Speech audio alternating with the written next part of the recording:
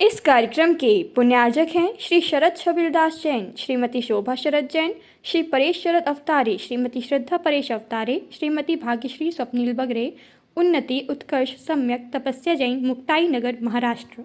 जिनवाणी के प्रचार प्रसार में आप भी पुण्यार्जक बनकर अपने पुण्य को वृद्धिंगत कर सकते हैं। प्रतिदिन पुण्यार्जक परिवार का नाम माताजी के श्रीमुख से शांति धारा में लिया जाएगा। साथ ही वॉइस ऑफ विस्मिता श्री के अन्य सभी प्लेटफॉर्म पर भी आपका नाम प्रेषित होगा। अधिक जानकारी के लिए संपर्क करें प्रियल अग्रवाल 9406687189, हिमांशु जैन 7599763307। जन्मोक्ष मार्गे तमादिनाथं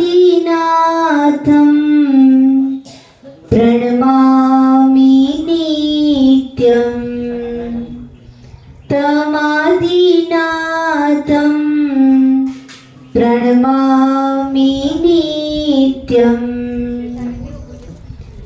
ये ध्यानशीला मुनिया प्रधाना, ते दुःखहीना नेमाद्भवन्ति,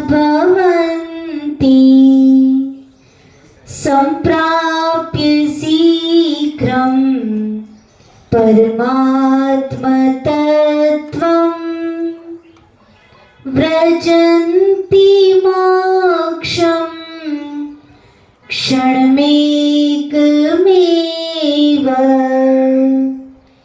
व्रजन्ति मोक्षं क्षणमेकमेव।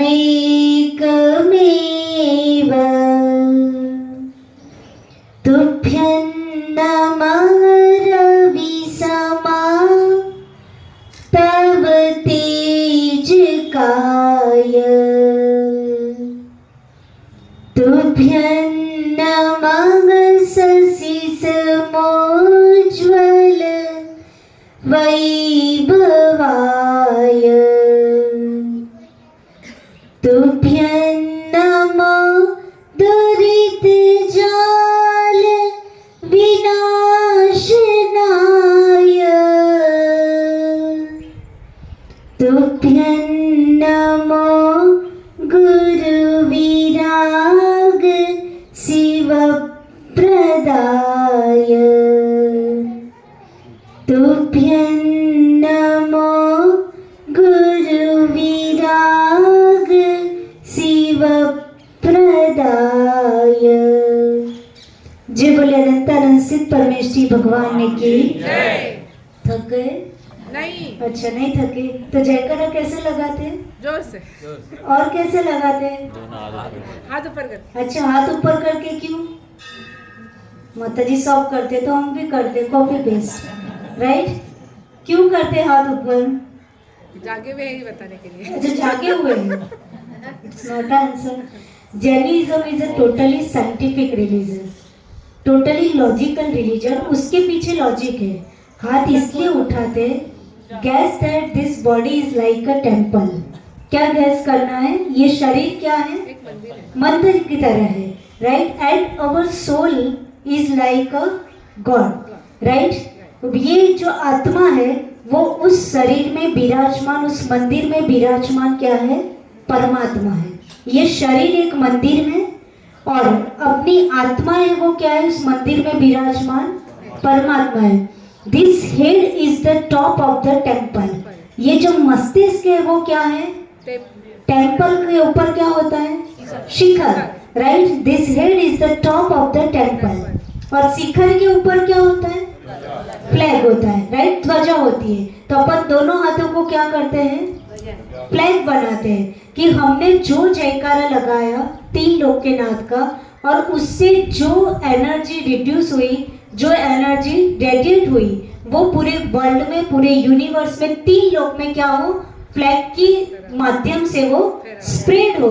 वो एनर्जी को हम पूरे यूनिवर्स में स्प्रेड करते हैं, इसलिए अपन दोनों हाथों को क्या बनाते हैं? फ्लैग बनाते, राइट? जय बोले देवादिदेव श्री 1008 मूल नायक पार्श्वनाथ भगवान ने की। परम पूज्य आचार्य भगवान वात्सल्य रत्नाकर श्री विमल सागर जी महाराज की। परम पूज्य तपस्वी सम्राट श्री सन्मति सागर जी महाराज की। युग प्रमुख प्रमुख श्रवणाचार्य गणाचार्य गुरुदेव श्री डॉक्टर विराग सागर जी महाराज की द्वादशांग जिनवाणी माता की छल्लिकाराध्यक्ष सभा विश्वनाश्री माता जी की छल्लिकाराध्यक्ष सभा विक्रमश्री माता जी की छल्लिका संघ की Guess that Jainism is like a big MNC. Jain धर्म क्या है? एक बहुत बड़ी MNC की तरह। MNC क्या होती है? What is MNC? आप बोलते ना हमारा बच्चा MNC में जॉब करता है, मल्टीनेशनल कंपनी, राइट? MNC का मतलब होता है MNC means its branches are spread in all over the world, right? उसकी फ्रेंचाइजीज, उसकी ब्रांचेस उस कंपनी की पूरे वर्ल्ड में स्प्रेड होती है, फाइन, उसको MNC कहा जाता है। Same that Jainism is not only followed by the Indian people, but Jainism is followed by the all over the world people. So I can say that Jainism is like a big MNC. Jain धर्म सिर्फ भारत के लोगों के द्वारा follow नहीं होता है, जैन धर्म की प्रिंसिपल वर्ल्ड लेवल पे फॉलो हो रहा है, right? Anekantavada and Syadvada. So I can say that Jainism is like a big MNC। MNC के कोई डायरेक्टर भी होते हैं। Can you say me who is the director of that MNC? Chaure ji, अच्छा हम सभी डायरेक्टर है। Who is the director of that MNC? Nandu भैया, कोई MNC होती है उसका डायरेक्टर तो होता है ना, डायरेक्टर बिना MNC वर्क नहीं करती। इसको सही कर दीजिए, हवा आ रही है। तो who is the director of that MNC? तीर्थंकर भगवान। तीर्थंकर भगवान is in silent mode and director is never in silent mode.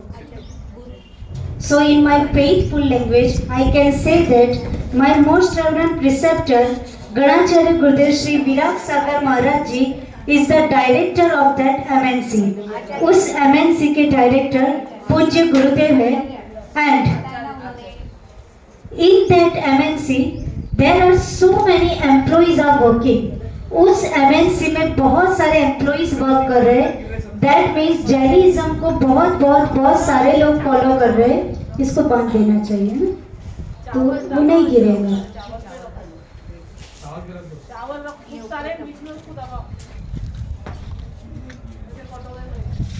हाँ, वो लोग करते रहेंगे, आप लोग इधर फोकस कीजिए।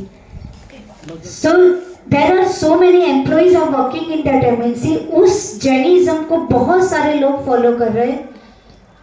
And among those so many employees, I am one of the little smallest employee among those so many employees। वो बहुत सारे मुनि महाराज, साधु और उन सबको एक एम्प्लॉइज की तरह गैस कर रहे हैं, और उन सब में सबसे छोटा एम्प्लॉई हम है। So literally there is no any capacity to speak something about that big MNC। Means वो बहुत बड़े जैनिज्म के बारे में कहने की कैपेसिटी नहीं होती है।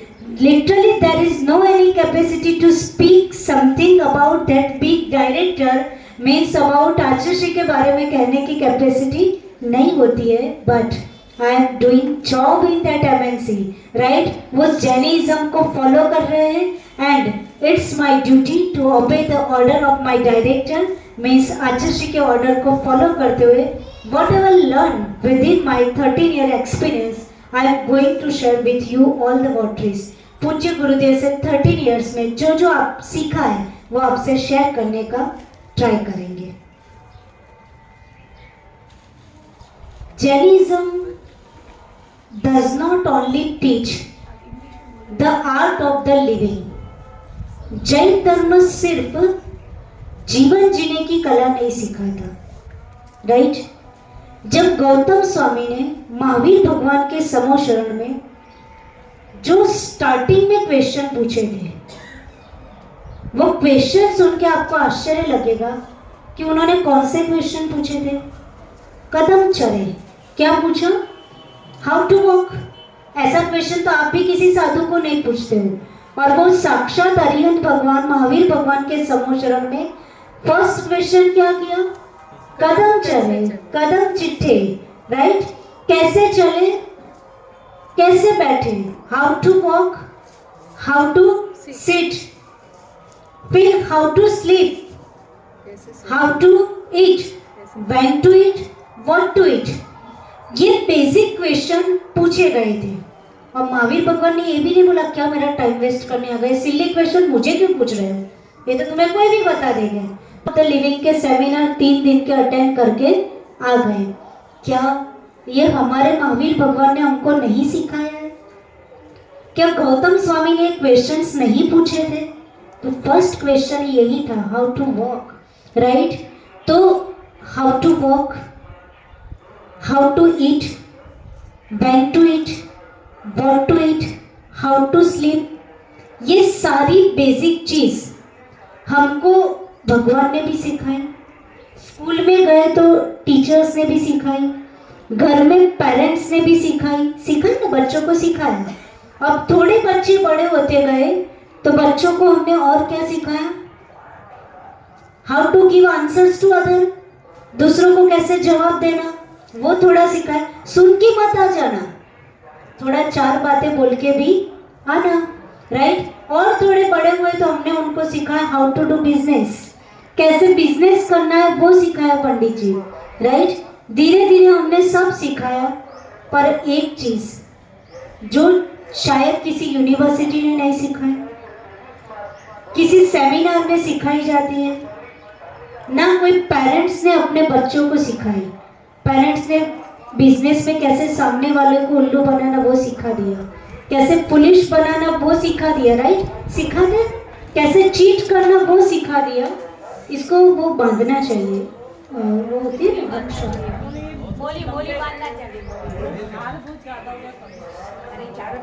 बांध दीजिए। देखो अच्छी बात नहीं है, हवा आ रही है।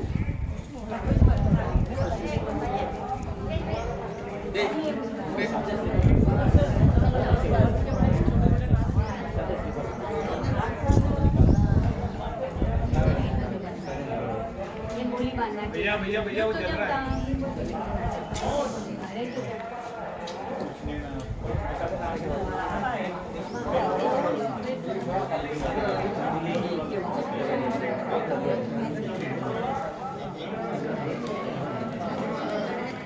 बस भाई,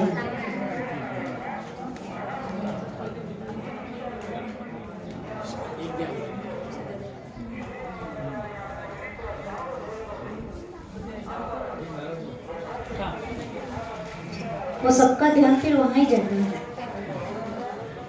हाँ।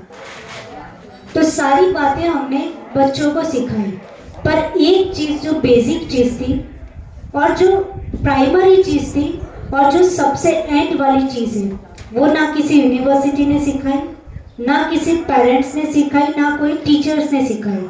वो 2 चीजें कौन सी हैं जो सिर्फ जैनिज्म ने और जैन साधु ने सिखाई है? Can you guess? हमने सब कुछ सिखाया पर 2 चीजें नहीं सिखाई, स्टार्टिंग और एंड। ये 2 चीजें हमने नहीं सिखाई। कोई गेस कर सकते हैं क्या नहीं सिखाया? नंदू भैया, हमने बच्चों को इंजीनियर बना दिया, राइट, है ना, बहुत अच्छे MBA की स्टडी करा दी, डॉक्टर बना दिया, सब कुछ करा आज, फिर भी बच्चे सुसाइड कर रहे हैं, राइट। तो ऐसी क्या गलती पेरेंट्स से हो रही है कि जो हमने नहीं सिखाया और जो सिर्फ जैनिज्म ने सिखाया है?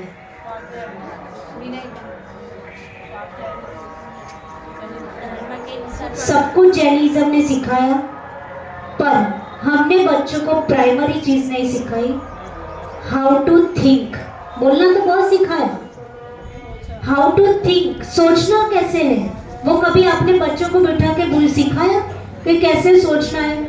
जब क्राइसिस वाली सिचुएशंस हो, जब बहुत प्रॉब्लम सामने हो, जब चारों तरफ से परिस्थितियां घेर लें, तब मन की स्टेबिलिटी कैसे बनाना है, माइंड को कैसे पीसफुल रखना है, मन में पेशेंस कैसे बनानी है, मन को शांत कैसे रखना है, ये प्राइमरी चीजें कैसे उस समय ये सब करने के लिए, मन का बैलेंस बनाने के लिए क्या सोचना चाहिए, वो आज तक किसी पेरेंट्स ने, किसी टीचर्स ने बच्चों को नहीं सिखाया। सब कुछ सिखाने के बाद भी लेवल डाउन हो रहा है, राइट। सब कुछ सिखाने के बाद भी वो केसेस बढ़ते जा रहे हैं, सब कुछ सिखाने के बाद भी डिप्रेशन बढ़ता जा रहा है, बिकॉज हमने जैनिज्म को सिर्फ ऊपर ऊपर से फॉलो किया। जो जैनिज्म का डीप प्रिंसिपल है, हाउ टू थिंक, ये प्राइमरी प्रिंसिपल है। और यदि हमने ये प्राइमरी प्रिंसिपल को फोकस किया होता, हाउ टू थिंक, मुझे हर सिचुएशंस में, हर परिस्थितियों के बीच में, हर विपरीत लोगों के बीच में कैसे और क्या सोचना है, यदि वो सिखा दिया होता तो बच्चे हर परिस्थिति, हर चैलेंज, हर कंपटीशन, और बच्चे क्या, इवन एवरीवन, हर चैलेंज के बीच में हंसते मुस्कुराते हुए फेस करते, उसको आगे बढ़ता, राइट। तो हमको क्या सीखना है और क्या सिखाना है, हाउ टू थिंक, क्या सोचना है। लोग विपरीत मिलेंगे, परिस्थितियां विपरीत मिलेंगी, क्यों मिले, क्यों मिला, देखो लोग विपरीत मिलते हैं और परिस्थितियां विपरीत मिलती है, तो हम क्या करते हैं पता है, ये फिंगर है ना वो दूसरों के सामने करते हैं। क्या करते हैं, लोग हमारे कंफर्टेबल नहीं है, आई एम सैड, मैं दुखी हूँ बिकॉज ऑफ माई फैमिली, मेरी फैमिली अच्छी नहीं है ना, दैट्स वाई मैं बहुत दुखी हूँ। I am sad because of my husband, मैं दुखी हूँ क्योंकि मेरा हस्बैंड अच्छा नहीं है। I am sad because of my wife, मेरी वाइफ मेरे अकॉर्डिंग नहीं चलते, that's why I am sad. I am sad because of my children, बच्चे हमारी बात नहीं सुनते, इसलिए हम क्या है, दुखी है। I am sad because of neighbour, because of boss, boss बहुत खड्डूस मिला है ऑफिस में, राइट, इसलिए हम क्या है, बहुत दुखी है, पूरे दिन परेशान है। हम देखना, हम पूरी लाइफ में जब जब सिचुएशंस हमारे अकॉर्डिंग नहीं होती है, ये फिंगर हमेशा दूसरों के सामने जाती है कि नहीं। थोड़ी भी सिचुएशन ट्विस्ट हुई, हमने तुरंत फोकस किया, तुरंत फिंगर दूसरे के सामने, इसने ऐसा किया इसलिए मेरा मूड खराब हुआ, इसने ऐसा किया इसलिए मेरी लाइफ में ये सारी प्रॉब्लम्स आई, उसने उस दिन ऐसा ना बोला होता, ना किया होता तो मेरी लाइफ ऐसे डिस्ट्रॉय ना होती। उसका मतलब हमारी लाइफ में कुछ भी प्लस माइनस, ऊपर नीचे, अप डाउन हुआ तो हमने उसकी रिस्पॉन्सिबिलिटी, उसकी जिम्मेदारी किसी और को ठहरा दिया, और हम क्या हो गए, फ्री हो गए, right. I am 100% right, whatever the situations is there, it's a responsible of another one, उसके रिस्पॉन्सिबल कौन है, दूसरे। वॉट जैनिज्म इज से, उसके बारे में जैनिज्म कौन क्या कहेगा, जो सिचुएशंस और जो लोग आपके सामने हैं उसके रिस्पॉन्सिबल कोई और नहीं है, कौन है, खुद है। ऐसा मानते हो क्या, नहीं मानते हो, राइट। मानते होते तो हम खुश होते, कब से तर जाते, राइट। हमने अपना पूरा जीवन, पूरी एनर्जी हमने दूसरों पे ब्लेम करने में ही निकाल दी है, और दूसरों को ब्लेम करते करते, फिंगर दूसरों की ओर करते करते जब हम थक जाते हैं, राइट, तब हम ये फिंगर, लोगों को हमने बोला तुमने ऐसा किया, तुमने ऐसा किया, तुमने ऐसा किया, किसी ने रिस्पॉन्स नहीं दिया। जब हम थक जाते हैं तो फिंगर कहाँ जाती है पता है, कहाँ जाती है, अपनी ओर, अपनी ओर तो जाती ही नहीं है, ये फिंगर फिर ऊपर जाती है, कहाँ जाती है, I am sad because of God, भगवान ने मेरी किस्मत ही ऐसी खराब लिखी है जिसके कारण मेरा जीवन ऐसा है, जीवन में ऐसे ऐसी घटनाएं होती, इंसिडेंट होते हैं, होता है कि नहीं। हम सबको ब्लेम करते हैं, ब्लेम करने के बाद आंसर्स नहीं मिलते हैं तो फिंगर कहाँ जाती, यानी हम 3 लोग के नाथ को भी छोड़ते नहीं है। बट व्हाट द कार्मिक principle of Jainism said, Jain धर्म का कर्म सिद्धांत क्या कहता है, what ever is going, what ever is happening, only and only you are the responsible of that situation। उसके responsible कौन है, आप खुद हो। You are the creator of your karmas and so you are the only responsible of those karmas, right। आप खुद उस कर्म के क्रिएटर हो, तो फिर वो situations और परिस्थितियां और लोग सिर्फ निमित्त है, कर्ता कौन है, आप है। आज नहीं, कभी किया था, पास्ट भाव में किया था, पूर्वभाव में करके आए थे, और आज जब सिचुएशंस और लोग सामने आए तो हमने फिंगर किस पे कर दी? लोगों पर। लेकिन उसके रिस्पॉन्सिबल कौन होते हैं? हम खुद हैं। जब हम अपनी रिस्पॉन्सिबिलिटी ले लेंगे तब क्या हो जाएगा? एनर्जी बच जाएगी। क्या होता है? हमें इनको देखा, इनको देखा, इनको देखा, पूरे दिन लोगों के पीछे एनर्जी लगाई और फिर मन क्या हो गया? भारी हो गया। फिर भगवान से कंप्लेन की कि आपने हमारा नसीब ही कैसा लिखा है? खराब लिखा है। तो उसका आंसर हमें मिलता है? नहीं मिलता है। और जब हमने ये सोच लिया कि I am the responsible of my situation, तो क्या हो जाएगा? हमको शांति मिलेगी। दूसरों के प्रति द्वेष भाव, राग भाव क्या हो जाएगा? कम हो जाएगा। और फिर उस सिचुएशन से कैसे लड़ना है उसकी ताकत मिलेगी। राइट? ये साइकोलॉजी है, ये जैनिज्म है। राइट? हमको सोचने का तरीका मिलेगा, क्योंकि हम जब तक दूसरों को ब्लेम करेंगे तब तक अपने कार्मिक अकाउंट को कैसे प्रॉपर करेंगे?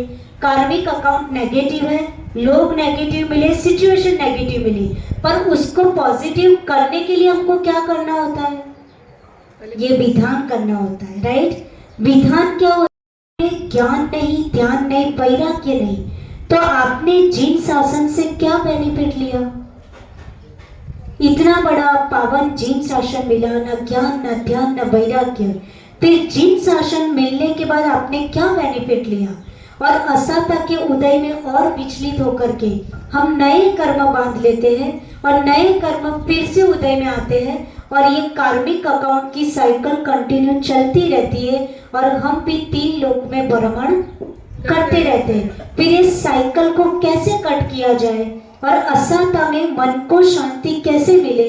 तो आचार्य महाराज ने वहाँ ब्यूटीफुल गाथा लिखी है, और उस गाथा का सुप्रम अर्थ है, ये अर्थ लिखा कि असता को सीधा साता में संक्रमण करने के लिए, ये सैद्धांतिक वर्ड है पर समझ लेना, असता को साता में संक्रमण करने का बेस्ट उपाय है जिनेंद्र भगवान के चरण कमल का आश्रय लेना।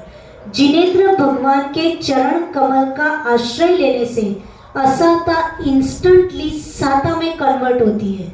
राइट? हमारे में ज्यादा ज्ञान नहीं है, ध्यान नहीं, वैराग्य नहीं, तो भी हम जिनेंद्र भगवान की भक्ति तो कर सकते हैं कि नहीं? वो करना तो आना चाहिए कि नहीं? हम इतनी विशुद्धि बढ़ा सकते हैं, भगवान के चरण कमलों के आश्रय से इतनी विशुद्धि बढ़ती है कि यहाँ जिस फ्लो से असता उदय में आ रहा है उससे कई गुना फ्लो से यहाँ से क्या होता है? साता उदय में आता है, पुण्यास्त्र होता है उस विशुद्धि के बेस पर, और वो असता का किस में कन्वर्जन हो जाता है? साता में कन्वर्ज होता है। राइट? ये सारे भी जितने, जैसे मातुंगाचार्य ने, वो कवि थे, विद्वान थे, स्कॉलर थे, पर उन्होंने भक्तामर कब लिखा? जब प्रॉब्लम आई तब। पहले लिखा था क्या? नहीं, प्रॉब्लम आई तब लिखा। एक ही भाव सूत्र की रचना कब हुई? आचार्य महाराज पे प्रॉब्लम आई। राइट? जितने जितने स्तोत्र की रचना हुई, आप देखना कोई भी आचार्य महाराज ने उस समय सार नहीं खोला था, कोई भी आचार्य महाराज ने नियम सार, प्रवचन सार नहीं खोला था। उस समय सारे आचार्यों ने किसका सहारा लिया था? जिनेंद्र भगवान के चरण कमल का, उनकी भक्ति की थी, और भक्ति से वो असता किस में कन्वर्ट हुई थी? साता में कन्वर्ट हुई थी। तो ये बहुत बड़ा हथियार अपने पास है। राइट? बहुत बड़ी ताकत अपने पास है। बस भगवान की भक्ति करते करते ये नहीं सोचना कि यहाँ बैठे बैठे वो हॉस्पिटल में थोड़ी ठीक हो जाएगा। राइट? वो तो पुरुषार्थ करना पड़ेगा। यहाँ बैठे बैठे सब थोड़ी कंफर्टेबल होने वाला है। ये करने से थोड़ी हमारा बिजनेस सही हो जाएगा, ये करने से घर के प्रॉब्लम थोड़ी सॉल्व हो जाएंगे, ये करने से क्या फायदा? तो ऐसा नहीं है। राइट? हम तो निष्काम भाव से जिनेंद्र भगवान की भक्ति करते हैं। भक्ति करने से असता इंस्टेंट साता में कन्वर्ट होता है, और साता आने से जितने भी प्रॉब्लम्स चल रहे हैं वो सब क्या हो जाते हैं? हमारे फेवर में हो जाते हैं। प्रॉब्लम नहीं लगता, प्रॉब्लम को फेस करने की ताकत हमारे पास आ जाती है, वो रास्ते खुल जाते हैं। तो फिर हम बोलते हैं कि भगवान का विधान किया और क्या हुआ? चमत्कार हुआ। तो चमत्कार कैसे हुआ? वो असता किस में कन्वर्ट हो गई? साता में। ये सिद्धांत पीछे काम करता है। राइट? तो होता है, बस हम करते रहे। आचार्य सोमदेव सूर्य ने यशस तिलक चंपू करके ग्रंथ लिखा और यशस तिलक चंपू ग्रंथ में उन्होंने एक बहुत अच्छी गाथा लिखी है। उतनी कह के मैं अपनी बात को फिनिश कर रही हूँ, आपको भी विधान करना है। वो गाथा समाधि भक्ति में भी उस गाथा की कारिका ली गई है। पीछे जो समाधि भक्ति के काव्य हैं, एकापि समर्थेयम जिन भक्ति दुर्गति निवार्यतुम पुण्यानुच पुरीयुतुम दांतो मुक्ति श्रिय कृतिना। क्या लिखा आचार्य महाराज ने? एकापि समर्थेयम, अकेली समर्थवान है। क्या समर्थवान है? एकापि समर्थेयम जिन भक्ति, जिनेंद्र भगवान के चरणों की भक्ति अकेली समर्थवान है। उससे क्या बेनिफिट? तो एक तो बोल दिया असता साता में कन्वर्ट होता है। आचार्य सोमदेव सूर्य ने कितनी ब्यूटीफुल बात बोली। फर्स्ट, जिन भक्ति दुर्गति निवार्यतुम, यानी दुर्गति से आपको बचाती है।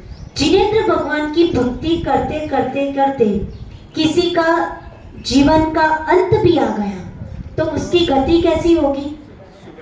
सुगति होगी। जीवन भर उसने पाप किया होगा लेकिन अंत भला तो सब भला। All is well that and is well, right. अंत भला हो जाएगा तो क्या हो जाएगा? सब अच्छा हो जाएगा। तो जिनेंद्र भगवान की भक्ति हमको सबसे अच्छा दुर्गति से क्या करती है? बचाती है। हम भक्ति कर रहे हैं और उस समय यदि हमारा आयु बंद हो गया तो आयु बंद कैसा होगा? सुगति का होगा, अच्छा आयु बंद होगा, राइट। आयु बंद कैसा होगा? अच्छा होगा। और हम थिएटर में बैठे होते हैं और उस समय आयु का बंद हो जाएगा तो कैसा होगा?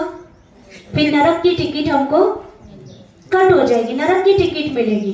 तो इसलिए सबसे बड़ा बेनिफिट है दुर्गति से बचते हैं। सेकंड, एकापि समर्थेयम जिन भक्ति दुर्गति निवार्यतुम पुण्यानुच पुरीयतुम। क्या लिखा उन्होंने कि आपकी सपोज यहाँ से आप अपने अपने घर जाते हो तो व्हीकल से आते हो, राइट। तो व्हीकल कैसे चलता है? उसमें पेट्रोल डीजल होता है तो आपकी गाड़ी क्या होती है? चलती है। तो पेट्रोल डीजल होता है, गाड़ी में भरने से आप कहाँ तक जाते हो? अपने डेस्टिनेशन प्लेस तक पहुंच सकते हो। पर जीवन रूपी गाड़ी किससे चलती है? किससे चलती है? वो डीजल पेट्रोल से नहीं चलती, वो किससे चलती है? पुण्य से चलती है। जीवन रूपी गाड़ी स्मूथली कैसे चलेगी? जब आपकी सत्ता में पुण्य होगा तभी स्मूथली वो गाड़ी चलेगी। तो पुण्य रूपी पेट्रोल हमारे जीवन में, जीवन रूपी गाड़ी में भरपूर होना चाहिए। तो हमारी गाड़ी कैसे चलेगी? स्मूथली चलेगी। नहीं तो बहुत सारे प्रॉब्लम्स और उनके बीच में हमारा समय उन प्रॉब्लम्स को सॉल्व करने में ही क्या हो जाएगा? जीवन पूरा हो जाएगा। तो जीवन रूपी गाड़ी अच्छे चले, स्मूथली चले, इसलिए जिनेंद्र भगवान की भक्ति हमको क्या करता है? पुण्यानुच पुरीयुतुम, पुण्य रूपी, पुण्य से हमको क्या रखती है? भरपूर रखती है। तो ये दूसरा बेनिफिट। एंड लास्ट, सिर्फ हमारा जीवन ही अच्छा नहीं चलता, सिर्फ हमारी गति अच्छी नहीं होती। आचार्य महाराज ने लास्ट में कितना अच्छा बोला, दांतु मुक्ति श्रिय कृतिनः, राइट। जीवन के साथ साथ ये जीवन की साधना का फल जो मोक्ष है वो मुक्ति रूपी लक्ष्मी भी हमें क्या कराती है?